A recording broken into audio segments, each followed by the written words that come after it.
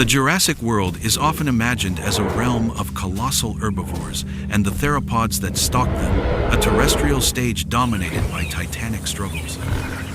But to truly comprehend the scale and complexity of this lost epoch, we must cast our gaze upward.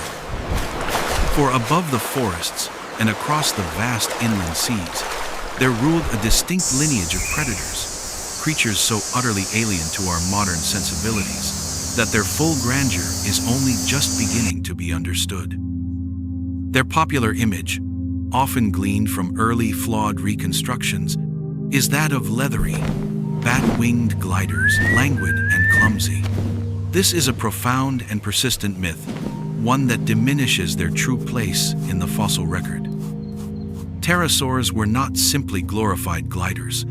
They were the first vertebrates to achieve powered flight, pioneering a world of aerial predation and ecological niches millions of years before the first bird. Now, let's open the fossil record and resurrect the story of this Jurassic titan. When we analyze the fossil evidence, the first thing that becomes clear is the sheer diversity of the pterosaur lineage. From the Jurassic period alone, we see a stunning variety of forms, from the modest Scaphognathus, a creature with a wingspan of just over a meter, to the massive Rhamphorhynchus, with its long, whip-like tail and needle-sharp teeth. This anatomical diversity reflects an astonishing range of lifestyles and hunting strategies. For too long, the default assumption has been that pterosaurs were all fish eaters, skimming the water's surface with their beaks. While many certainly did, their anatomy tells a more complex story.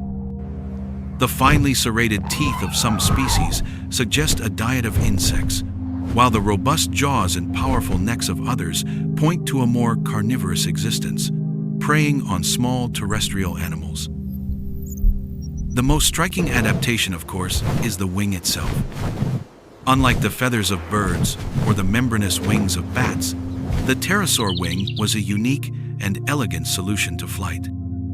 It was a single elongated finger, the fourth digit, that supported a membrane of skin and fibrous tissue.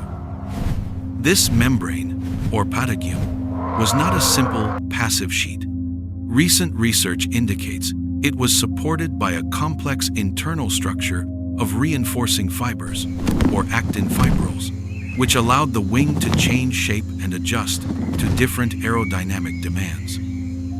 When we compare this with the wings of modern birds and bats, we see a completely different evolutionary path to the same destination: mastery of the sky.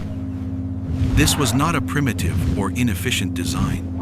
It was a highly sophisticated, biologically engineered system that made them incredibly effective flyers, capable of long-distance soaring and precise, acrobatic maneuvers. Their bones were hollow, and their skeletons were fused in specific areas to create a rigid, lightweight frame, the perfect chassis for an aerial predator. The mischaracterization of pterosaurs as sluggish gliders is a testament to our own terrestrial biases, as if flight could only be achieved in the way that we now observe it. The fossil record, however, paints a picture of a world dominated by these incredibly successful and often terrifyingly large airborne carnivores. As we move into the heart of the Jurassic, the fossil record reveals the true scale and variety of the pterosaurs' reign. The skies were not uniform. They were stratified, with different species occupying distinct ecological niches. Consider the famous Pterodactylus antiquus, a familiar face from popular culture, yet one often misrepresented. With a wingspan of just a little over a meter, it was not the massive aerial predator of myth. Instead, its delicate, elongated jaws and fine teeth suggest a different role, that of an opportunistic insectivore, or perhaps a skimmer of the water's surface for small crustaceans. Its existence in the Solnhofen limestone of Germany, alongside other diverse species, speaks to a rich and complex paleo-ecosystem. But the Jurassic skies also harbored true giants. While not reaching the truly monstrous scales of later Cretaceous forms like Quetzalcoatlus, the Jurassic still produced formidable predators. The Dimorphodon, for instance, was an early Jurassic form with a remarkably large skull and powerful, robust jaws. Its teeth were differentiated, with long, saber-like fangs in the front and smaller, pointed ones in the back. This dental arrangement, so unlike that of its contemporaries, suggests it wasn't just catching fish. Paleoecologists have long debated its diet, but the prevailing theory is that it was a more generalized carnivore, a predator of small mammals, lizards, or even juvenile dinosaurs, patrolling the coastlines and forest edges with its powerful, short wings. This refutes the simplistic notion that all pterosaurs were specialized fish eaters. The Dimorphodon was a versatile hunter, a master of its own unique domain. The most extraordinary example of Jurassic aerial specialization, however, must be the Rhamphorhynchus. This pterosaur, with its long, stiffened tail, ending in a diamond-shaped vein, was a magnificent flyer. Its sleek, aerodynamic form and needle-like teeth were perfect for snatching fish from the water's surface, but its tail provides the most compelling evidence of its mastery of the air. This structure acted as a stabilizer and a rudder, allowing for precise steering and sharp turns. When we compare its anatomy to the fusiform bodies of modern aerial divers like gannets, we see a parallel evolutionary trajectory, different forms, but both optimized for speed and aquatic predation. A fossil of Rhamphorhynchus, found with a fish in its gullet, is the ultimate evidence, a snapshot in stone of a hunt frozen in time. But the pterosaur's story is not just about individuals. It's about a dynamic, interdependent system. The same fossil layers that give us these extraordinary creatures also reveal their predators. The terrestrial carnivores, the theropods of the time, undoubtedly posed a threat, but the most interesting and direct conflict came from the sky itself. Evidence suggests that larger pterosaurs may have preyed on smaller ones, a form of aerial cannibalism. The presence of juvenile pterosaur fossils in the stomach contents of larger, predatory fish and even crocodiles indicates that their life was a high-stakes gamble from birth. For a juvenile, the world was fraught with danger, from land and from water. But once grown, they became the ultimate apex predator of their domain. We see this in the powerful wings and strong claws of creatures like Pteranodon, a later Cretaceous form, but one that embodies the pinnacle of this predatory design.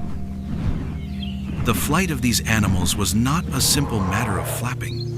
Their unique wing structure and powerful chest muscles suggest a sophisticated understanding of aerodynamics, instinctive of course, but biologically encoded. They could glide for long distances, conserving energy while soaring on thermals. The larger species, with their high wing loading, required a running start or a cliff face to launch from. But once airborne, they were unparalleled. We can use computer models and comparative anatomy to reconstruct their flight, and what we find is not a clumsy bat-like flutter, but an efficient and powerful stroke, a feat of biological engineering that allowed them to colonize a three-dimensional world that was off-limits to other vertebrates. Their sheer success and diversity across millions of years is the most powerful argument against the lingering myth of their fragility. They were tough, adaptable, and utterly dominant, a testament to the fact that the truest titans of the Jurassic were not only found on the ground, but also in the very air itself. The narrative of the Jurassic pterosaurs is one of spectacular triumph, but like all stories in the fossil record, it eventually reaches a conclusion. By the end of the period, we begin to see a shift. The long-tailed forms, the Rhamphorhynchoids that had dominated the earlier skies, started to give way to the more specialized pterodactyloids, creatures with shorter tails and more streamlined bodies. This change hints at a broader ecological transformation, a changing aerial landscape, and a deepening of the evolutionary tree. The reason for their decline is a subject of intense scientific debate. Was it competition from newly emerging forms, or was it due to environmental shifts that altered their food sources and habitats?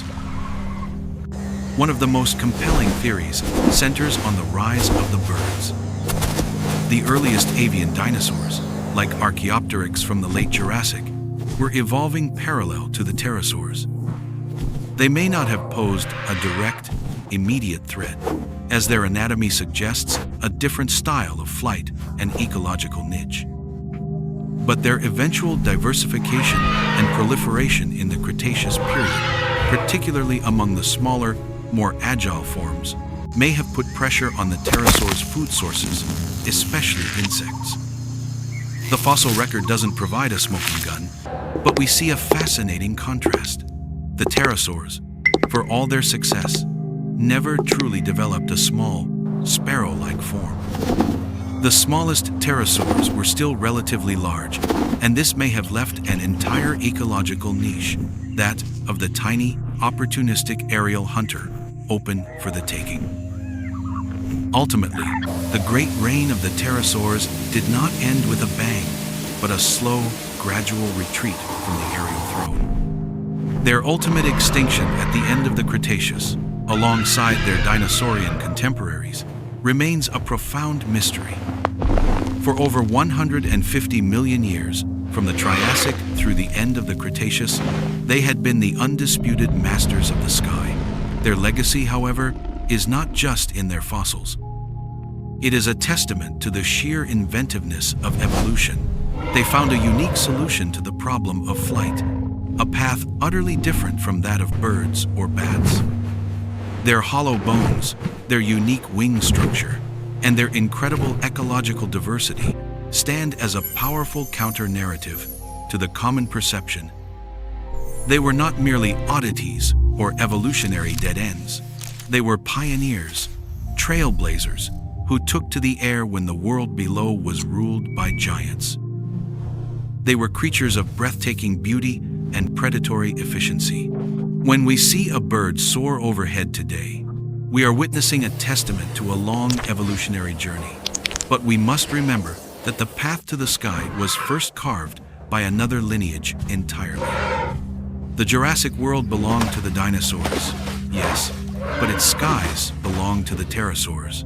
They remind us that the story of life is not a linear progression, but a vast and intricate web of experiments, many of which achieved a mastery that will never be seen again.